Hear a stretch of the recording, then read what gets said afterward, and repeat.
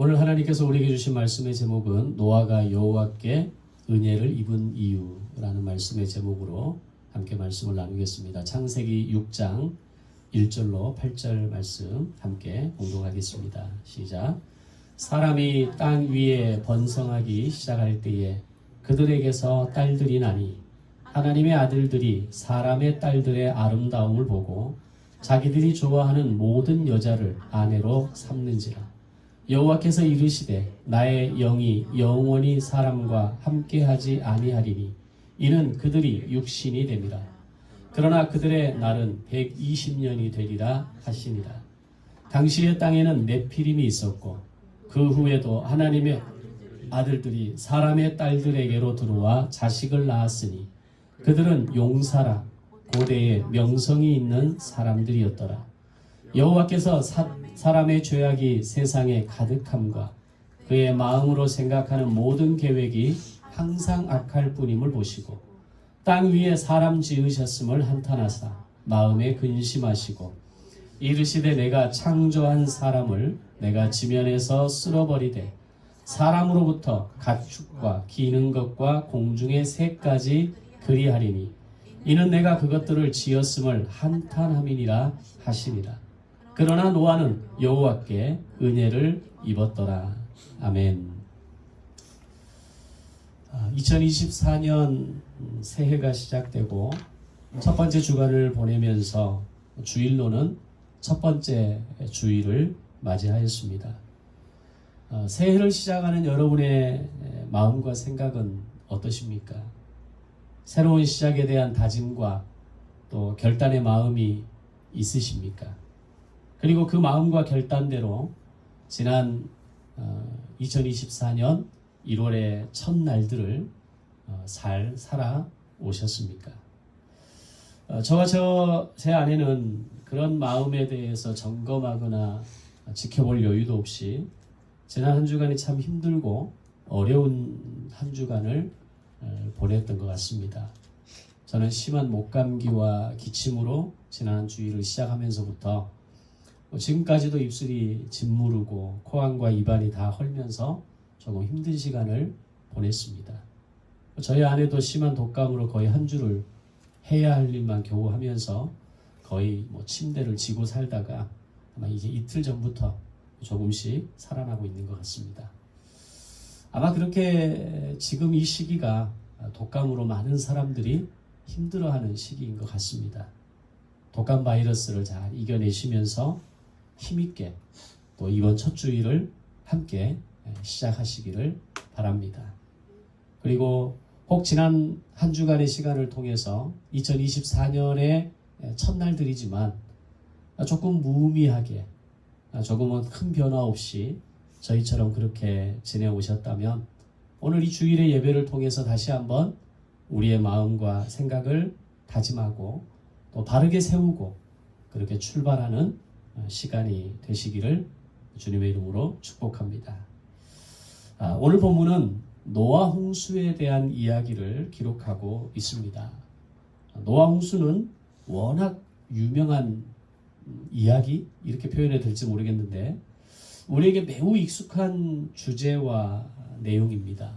그리고 기독교를 믿지 않는 분들에게도 노아 홍수는 많은 사람들에게 알려진 어떤 공공연한 사실과 같은 이야기가 되어 있습니다. 오늘은 그 노아 홍수 이야기에서 언급되는 노아라는 사람에 대해서 함께 생각해 보고자 하는 시간을 갖겠습니다. 노아 홍수에 대한 이야기를 하기 이전에 생각해 볼 수 있는 것은 어떻게 노아 홍수가 시작될 수밖에 없었는가 하는 것에서부터 먼저 이야기가 시작되어야 할 것입니다. 자, 그 출발은 에덴 동산에서 아담과 하와가 지은 죄의 이야기에서 시작됩니다. 이후에 에덴 동산에서 쫓겨난 아담과 하와가 낳은 아들 가인과 아벨의 이야기, 그리고 그 가인이 동생 아벨을 시기해서 죽인 사건의 이야기, 그리고 계속해서 이어지는 인류의 문명과 인류와 문명의 이 발달과 함께 인간들의 죄가 어디까지 자라는지, 그리고 결국 세상이 죄악으로 가득하게 되어버렸던 이야기까지 이해가 되어야 합니다. 물론 그 죄와 죄의 스토리마다 크고 놀라운 하나님의 용서와 은혜의 이야기가 개입되었습니다. 그로 인해 시작된 첫 번째 언약이 바로 은혜 언약이었습니다.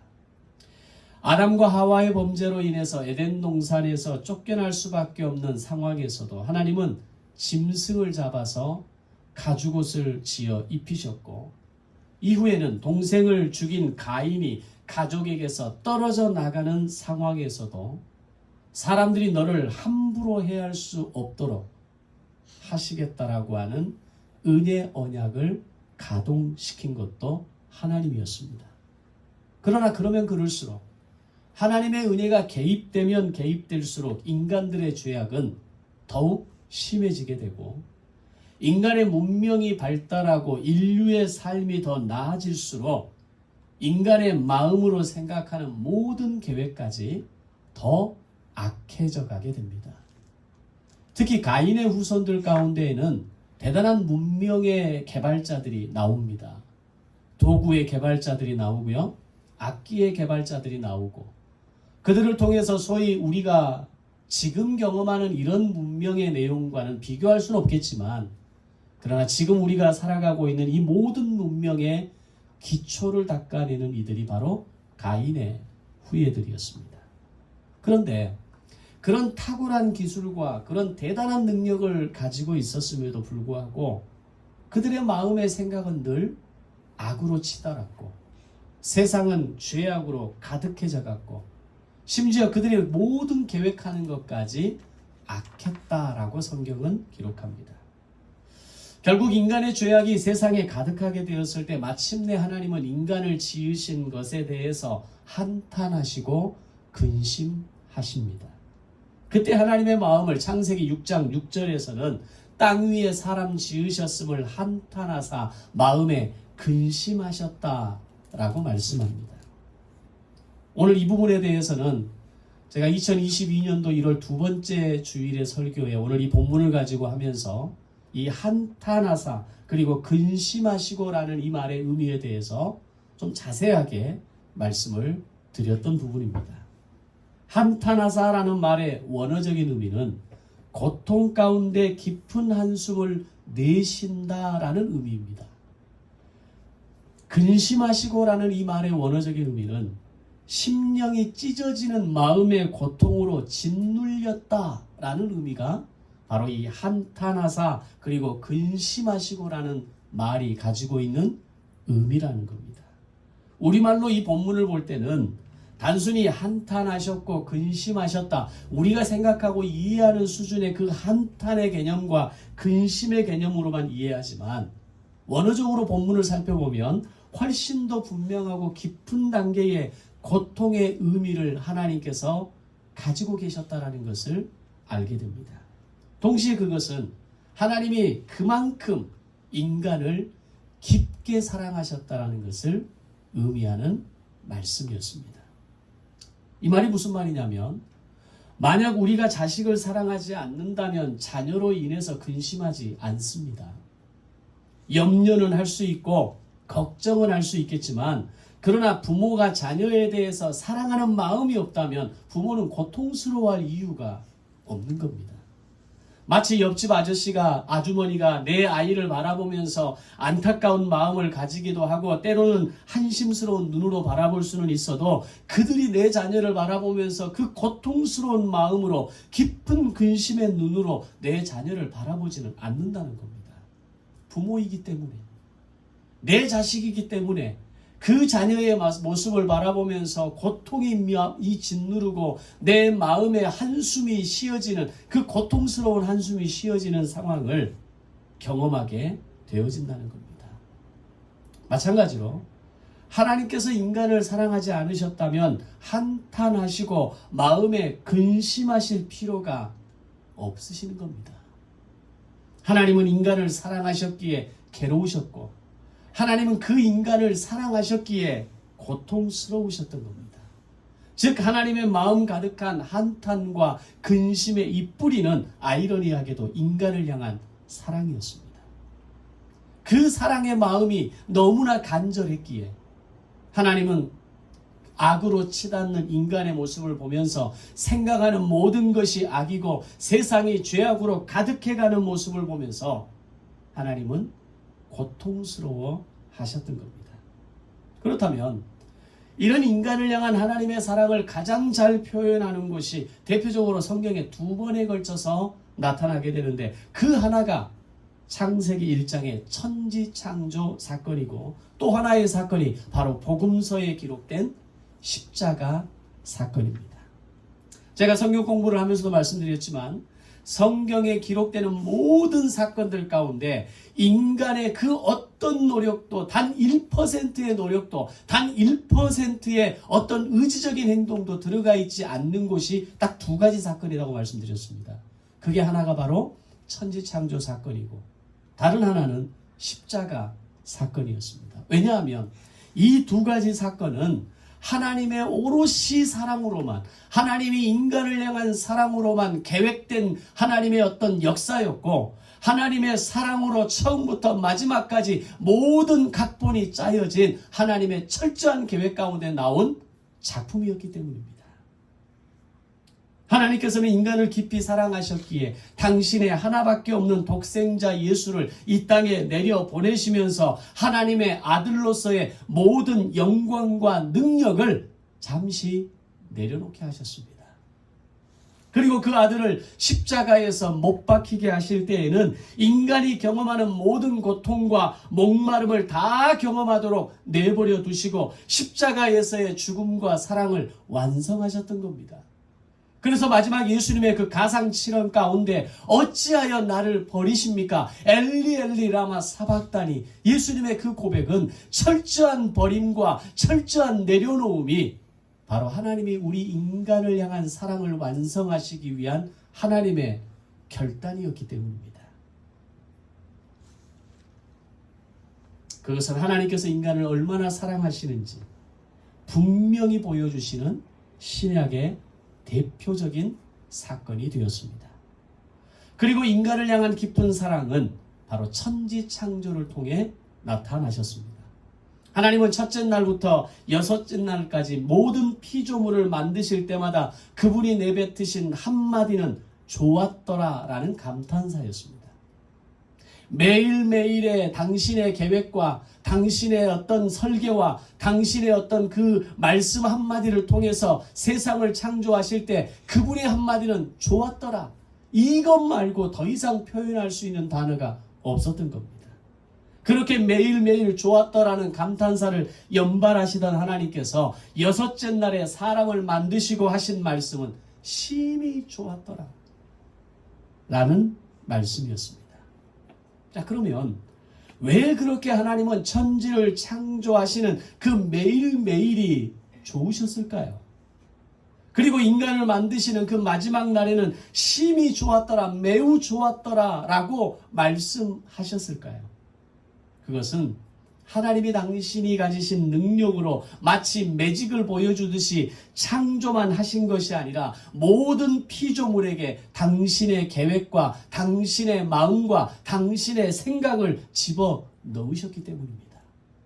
그리고 마지막 여섯째 날 최고의 걸작품인 인간을 만드시면서 더욱 강력한 하나님의 형상과 하나님의 기쁨과 하나님의 마음을 불어넣으시고 마지막에는 생기를 불어넣으시게 되는데, 창조를 마무리하셨을 때 하나님은 그 창조된 인간을 바라보시며 그리고 창조된 모든 만물들을 바라보시며 심히 좋았더라 라고 말씀하신 것입니다. 저는 저하고 똑 닮은 저희 큰딸이 태어나고 저의 아내를 그대로 닮은 둘째 딸이 태어났을 때 정말 기쁘고 행복했습니다.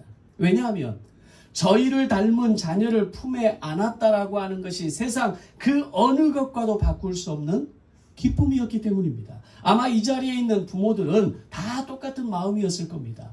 나를 닮은 내 자식, 우리의 분신, 우리의 모습을 닮은 내 아이를 내 품에 안았다라고 하는 그 자체보다 더 행복하고 더 기쁘고 더 감격스러운 상황이 어디 있겠습니까?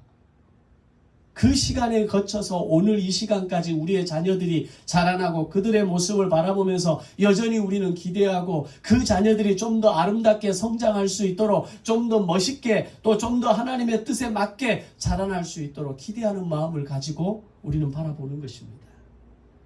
그런 우리의 마음과는 비교할 수 없을 만큼 그 이상의 기쁨이 바로 하나님의 기쁨이었다는 겁니다. 아멘. 당신의 형상대로 우리의 모양대로 사람을 만들자고 계획하시고 만드셨을 때 그것은 얼마나 하나님께 큰 기쁨이었겠느냐라는 겁니다. 그런 하나님의 마음을 담아낸 한마디가 바로 심히 좋았더라 라는 말씀이었던 겁니다.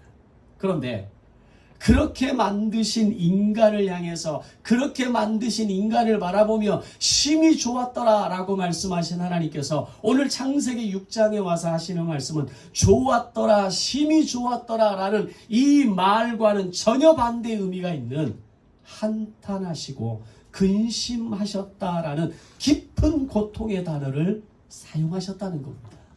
그렇게 비교해 보면 오늘 창세기 6장에 나타나는 하나님의 마음이 얼마나 고통스럽고 얼마나 짓눌리고 얼마나 찢어지는 마음이었는가라는 것을 우리는 깨닫게 됩니다. 그것은 더 이상 그들을 사랑하지 않으시겠다라는 말씀이 아니었습니다.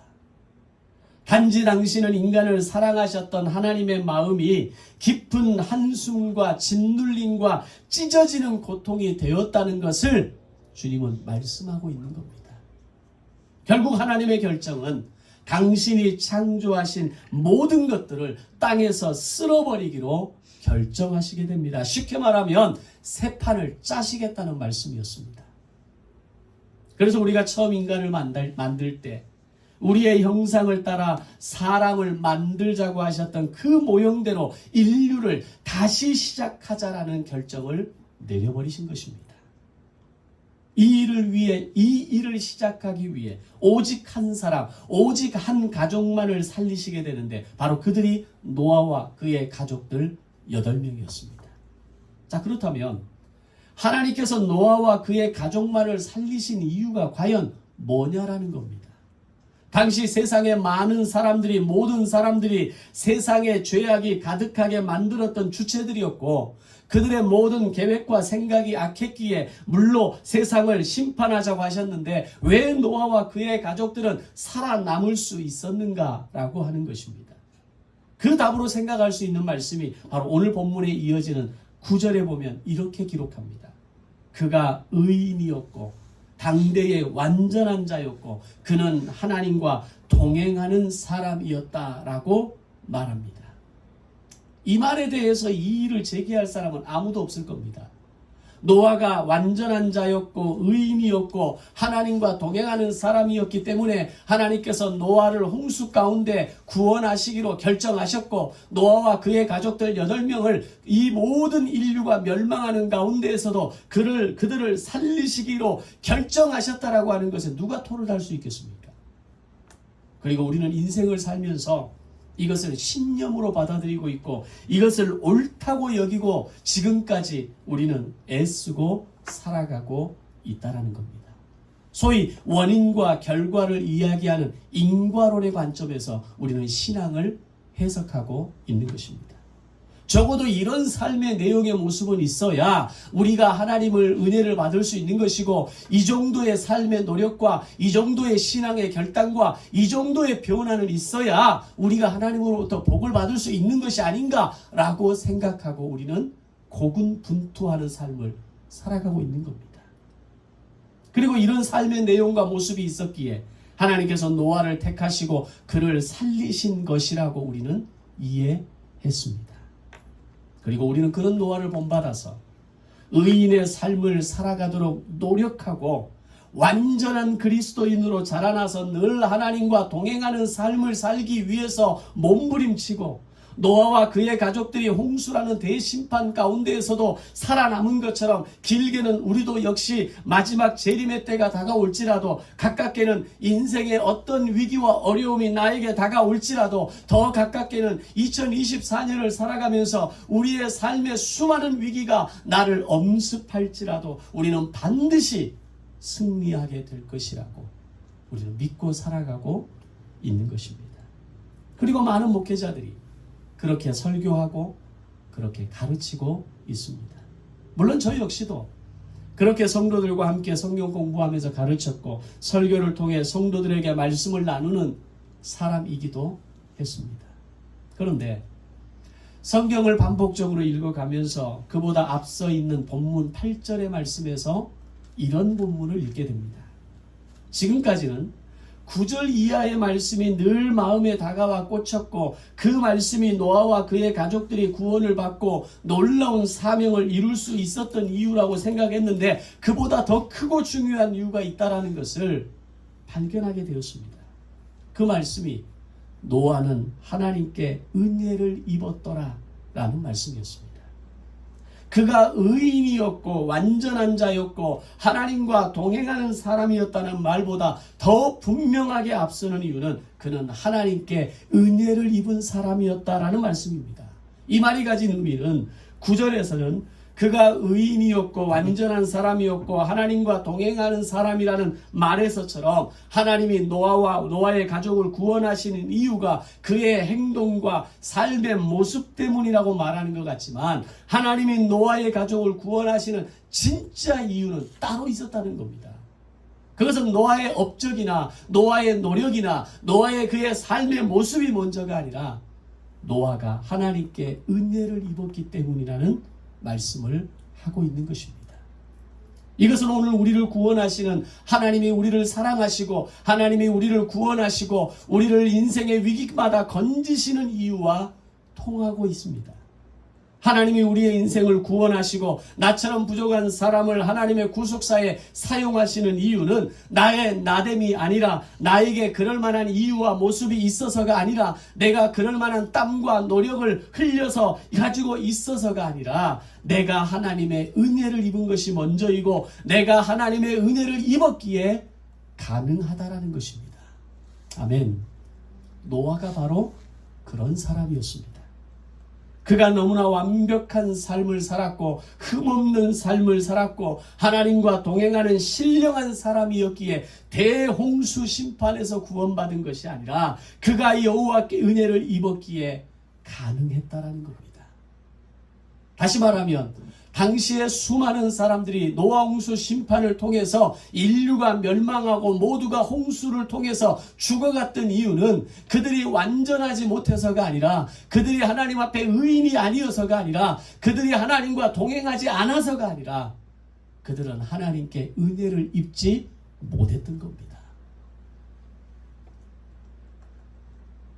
다시 말하면 하나님께 은혜를 입었고 하나님의 은혜를 기억하고 사는 사람이었기에 그는 의인이 되었고 당대의 완전한 자가 되었고 하나님과 동행하는 사람이 되었던 겁니다. 다시 말하면 하나님의 은혜가 먼저라는 겁니다. 하나님이 나를 찾아와 주신 것이 먼저이고 하나님이 나의 이름을 불러주신 것이 먼저이고 하나님이 나를 통하여 나를 사용하시겠다고 너를 거기에 두시겠다고 말씀하신 그것이 먼저라는 겁니다.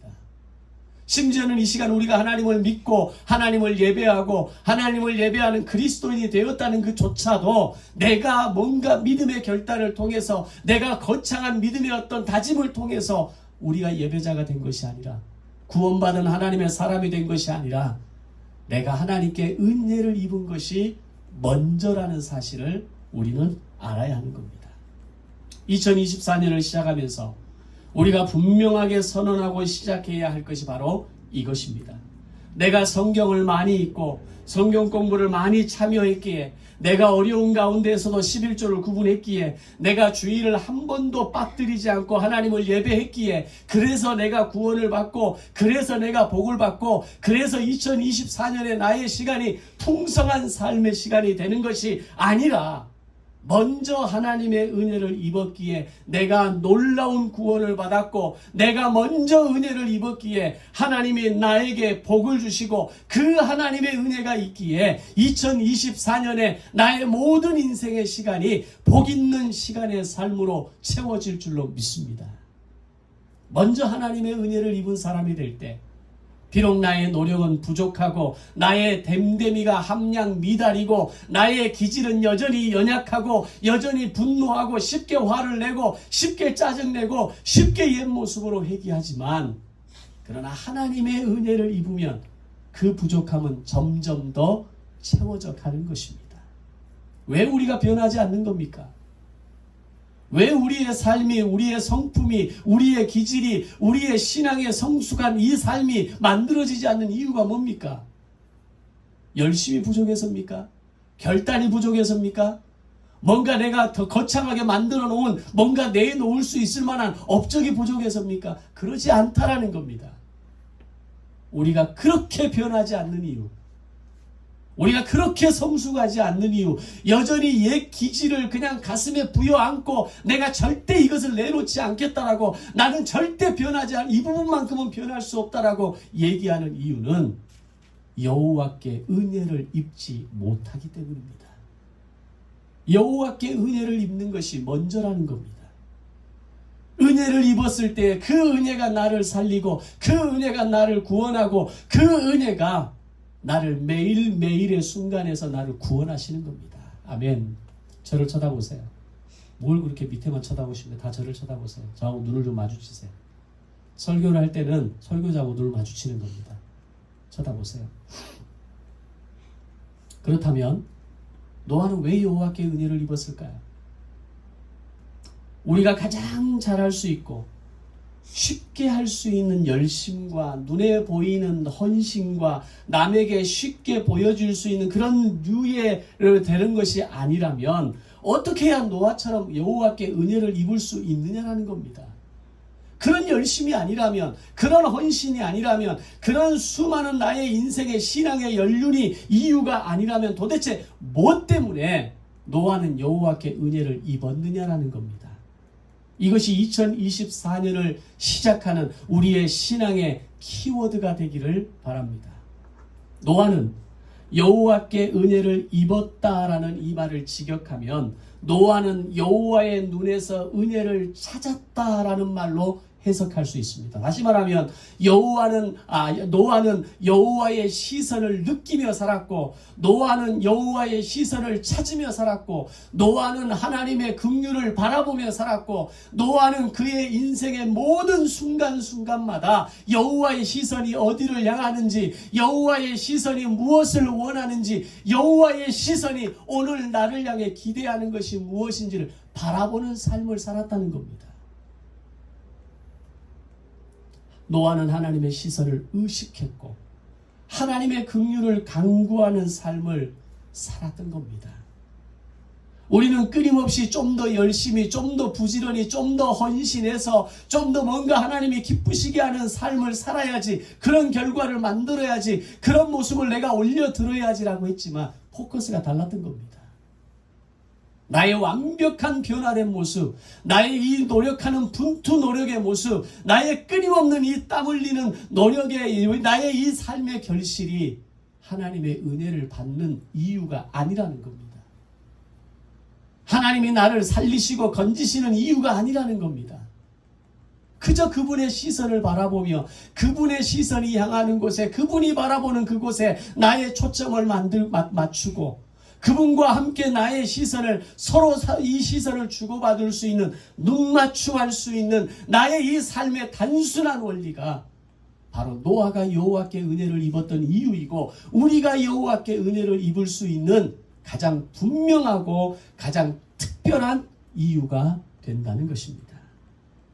당시의 모든 사람들이 악을 위해서 살아가고, 어떻게 하면 더 큰 악을 저지를 수 있을까? 아니, 어떻게 하면 더 성공할 수 있을까? 어떻게 하면 더 많은 걸 누리고 살아갈 수 있을까? 그 끝이 바로 악이었고 죄악의 결과로 이루어졌던 것처럼, 더 많은 것을 누리고 살아갈 수 있었던가를 생각하던 바로 그 시대에 노아는 하나님의 시선을 의식하며 살아가는 한 사람이었고 하나님의 긍휼을 간구하는 한 사람이었던 겁니다. 오늘 우리 인생의 키워드가, 이 인생을 살아가는 많은 사람들의 키워드와 다른 게 뭡니까? 물론 우리도 성공하고 싶은 마음을 다 가지고 있죠. 그 자체가 잘못되었다는 말은 아닙니다. 성공이 잘못되었다는 것이 아니라 내가 더 나은 삶을 살아가고 싶다는 것이 잘못되는 것이 아니라 내가 더 부자가 되어져서 내가 더 많은 물질들을 흘려보내며 나눌 수 있는 그런 재공급, 재생산의 삶을 살아가는 것을 잘못됐다고 말하는 것이 아니라 그 중심에 하나님의 시선을 느낄 수 없고 하나님의 눈과 마주칠 수 없고 하나님과 눈과 내 눈이 맞춤할 수 없다면 그 어떤 성공도 그 어떤 부도 하나님이 원하시는 방법으로 채워질 수 없고 사용될 수 없다는 것을 알아야 합니다. 그것이 오늘 본문에서 그들의 생각이 모두가 악했고 죄악이 세상에 가득했다라는 말의 이유가 되는 것입니다. 하나님은 죄악이 세상이 가득해지고 죄를 저지르는 사람들로 가득한 세상 속에서 자신의 시선을 의식하고 자신의 긍휼을 구하는 한 사람 노아와 눈이 마주쳤던 겁니다. 세상에 많은 사람들이 상관없이 살아가는 그 시대에 나와 눈이 마주치려 애를 쓰는 그 노아의 모습을 바라보면서 내가 너를 택한 것이다. 내가 너를 통해 인류를 다시 새 판을 짤 때 너를 한 사람, 너의 가족을 한 가족으로 사용하겠다라고 말씀하셨던 겁니다. 그런 노아가 하나님과 시선을 마주치고 하나님의 시선을 느끼며 하나님의 긍휼을 간구하며 살았을 때에 그 결과가 하나님 앞에 의인으로 나타났고 하나님 앞에 당대의 완전한 자로 나타났고 하나님과 동행하는 사람의 결과물이 그냥 만들어진 겁니다. 노아가 그렇게 애쓰는 삶을 통해 만든 결과물이 아니라는 겁니다. 이게 우리의 신앙과 노아의 신앙의 삶과 다른 차이점입니다. 우리는 끊임없이 노력해서 만들려고 합니다. 뭔가를 분투하며 살아가려고 합니다. 뭔가 신앙의 아름다운 결과물을 만들어서 하나님 내가 이거 하나님께 드립니다라고 만들어 올리는 것이 우리의 신앙의 어떤 삶의 모습이라고 착각합니다. 그러나 그것은 착각이고 오해라는 것을 알아야 합니다. 내가 하나님과 시선을 마주칠 수 없는데 하나님의 시선을 내가 느낄 수 없는데 아니 하나님이 나의 시선을 느낄 수가 없는데 어떻게 하나님이 나를 부르시고 나를 사용하시고 나를 필요한 곳에 나를 주시면서 나를 통해 일하시려 하시겠습니까? 그런 사람에게 그런 인생에게 그런 인생을 통해서 구속사는 이루어지지 않는다는 겁니다. 그리고 그분의 결정은 내가 그에게 은혜를 주겠다고 결정하신 것입니다. 그런 그분의 결정에 대해서 누가 감히 토를 달 수 있겠습니까? 왜 노아만 사랑하셔서 그 무서운 홍수의 심판을 피하게 하시고 그의 가족만을 살리셨냐고 감히 말할 수가 있겠습니까? 그렇다면 오늘 이 시대를 살아가는 우리가 새로운 2024년의 한 해를 시작하는 우리가 가져야 할 우리의 마음의 신앙의 자세가 무엇인지 분명해집니다. 그것은 바로 하나님의 시선을 의식하며 살아가는 사람이 되는 것입니다. 매일 아침 하나님의 시선을 의식하며 눈을 뜨는 겁니다. 내가 자녀를 만나고 부부가 만나고 가족이 만나는 자리에서 하나님의 시선을 의식하는 삶을 살아가는 겁니다. 생업의 현장에서 치열한 삶을 살아갈 때에도 내가 누군가를 편하게 만나서 함께 교제하는 자리에서도 하루의 모든 시간을 마무리하는 그 마지막 시간 앞에 서 있을 때에도 하나님의 시선을 의식하는 삶이 되어야 하는 겁니다. 내가 그분을 바라보고 그분이 나의 시선을 느끼고 나의 시선과 그분의 시선이 마주칠 때에 오늘 우리의 인생은 다가오는 시작되는 2024년의 한 해의 모든 순간순간은 빛이 나게 될 것입니다. 거기에는 우리 어떤 노력도 필요하지 않습니다. 어떤 고군분투 열심도 허용되지 않습니다. 단지 그 주님의 시선을 느낄 수만 있다면 그 주님의 시선을 바라볼 수만 있다면 우리는 하나님의 은혜를 입는 사람이 되는 것입니다. 그럴 수만 있다면 우리는 하나님의 은혜를 잊고 하나님의 긍휼을 잊고 하나님의 생각을 알게 되고 하나님의 마음을 알게 되고 하나님이 아파하시는 것이 무엇인지, 하나님이 기뻐하시는 것이 무엇인지, 하나님이 나에게 원하시는 것이 무엇인지 비로소 알게 되는 것입니다. 우리 가끔 그런 얘기 하잖아요. 하나님의 뜻이 뭔지 모르겠다고. 나에게 도대체 뭘 말씀하시는지 모르겠다고. 지금 이 일을 통해서, 이 사건을 통해서, 지금 이 분위기를 통해서, 나의 지금 이 아픈 이 상황을 통해서 하나님이 도대체 뭘 이루시기를 원하시는지 모르겠다라고 이야기를 합니다. 왜 모를까요? 우리가 하나님과 시선을 마주치지 않기 때문입니다. 나의 노력의 결과만 찾으려고 하기 때문입니다. 내가 헌신하고 땀 흘린 그것에 대한 대가만 바라기 때문입니다. 마치 그것이 나의 신앙의 부흥의 원인이었고, 그렇게 하면 내 신앙이 잘 될 수 있고 내 목회가 잘 될 수 있고 내 인생이 잘 될 수 있다라고 생각을 했는데 살아보니까 그게 안 되더라는 겁니다.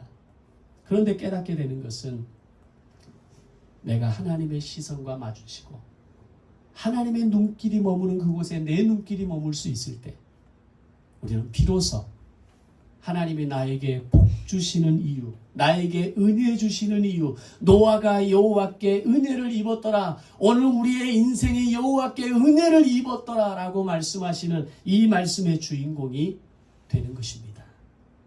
그것을 깨달은 노아가 9절에서 의인으로 살 수 있었고 완전한 자가 될 수 있었고 하나님과 동행하는 사람이 될 수 있었던 것입니다.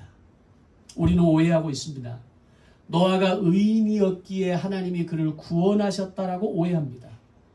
노아가 당대의 완전한 자였기에 그에게 생태계를 구원하는 일을 하나님께서 그 엄청난 일을 맡기셨다라고 오해합니다. 노아가 하나님과 동행하는 사람이었기에 그와 그의 가족 8명을 하나님께서 구원하셨다라고 오해합니다. 그러나 노아가 하나님께 은혜를 입을 수 있었던 것, 하나님의 구원을 받을 수 있었던 것, 하나님의 엄청난 사명을 부여받을 수 있었던 것, 그것은 여호와께 은혜를 입었던 사람이기 때문에, 여호와께 시선을 맞출 수 있는 사람이었기 때문에, 하나님이 바라보시는 그곳을 함께 바라볼 수 있는 사람이었기에 하나님은 그를 사용하셨고 그를 구원하셨고 그를 통한 생태계 보존의 엄청난 역사를 맡기셨던 겁니다. 우리가 인생을 살아가면서 나의 의와 도덕적 기준과 윤리적 삶으로 구원받는 것이 아니라는 것을 알아야 합니다. 아직도 이 인과론에 붙잡혀 살아가는 그리스도인들이 많이 있습니다. 내가 뭔가를 해야만, 내가 뭔가를 이루어내야만, 내가 뭔가를 하나님 앞에 그럴듯하게 올려드려야만 그게 진짜 제대로 된 신앙 아닙니까? 착각하고 있는 거죠. 그러나 아브라함을 우리가 믿음의 조상이라고 이야기합니다. 아브라함이 한 일이 뭡니까? 아들 이삭 낳는 것 말고는 아무것도 한 일 없습니다. 이삭은 그 기적 같은 가운데에서 태어난 인생입니다. 근데 그가 한 일이 뭡니까? 아무것도 없습니다. 그저 아버지를 통해 보고 배웠던 믿음의 삶, 예배의 삶, 제단의 삶, 그거 살아낸 것에 불과한 겁니다. 근데 그게 하나님 보시기에는 가장 컸던 겁니다.